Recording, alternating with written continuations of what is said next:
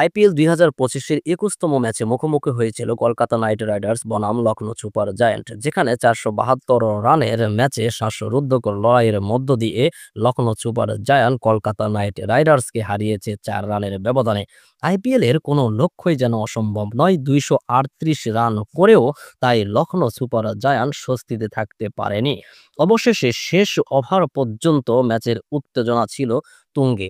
এতে ৫ ম্যাচে ৩ জয় নিয়ে ৪ নম্বরে উঠে এসেছে ঋষভ পন্টের লখনৌ সুপার জায়ান্ট। সমান ম্যাচে ২ জয়ে ৬ নম্বরে আজিঙ্কা রাহানের কলকাতা নাইট রাইডার্স।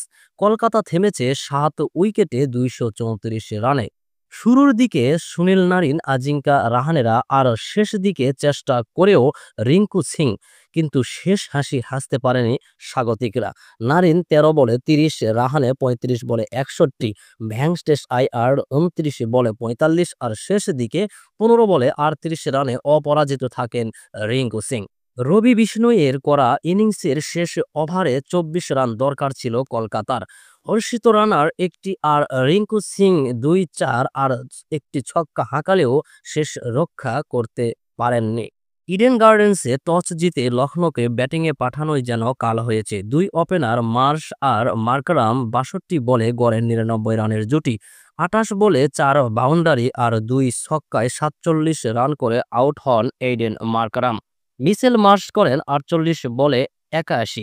ঝড়ো ইনিংসে ৬-৪-এর সঙ্গে ৫টি ছক্কা হাঁকান এই অলরাউন্ডার। এরপর নিকোলাস পুরান আর কয়েকটা বল পেলে হয়তো সেঞ্চুরিটাই করে ফেলতেন। ৩৬ বলেই ৮৭ রানের হার নামানো এক টর্নেডো ইনিংস খেলেছেন নিকোলাস পুরান। ৭ বাউন্ডারির সঙ্গে যে ইনিংসে ছিল ৮টি ছক্কার মার। কলকাতার হর্ষিত রানা ২ উইকেট পেলেও খরচ করেন ৫১ রান। আন্দ্রে রাসেল ২ ওভারে ৩২ রান দিয়ে নেন একটি উইকেট।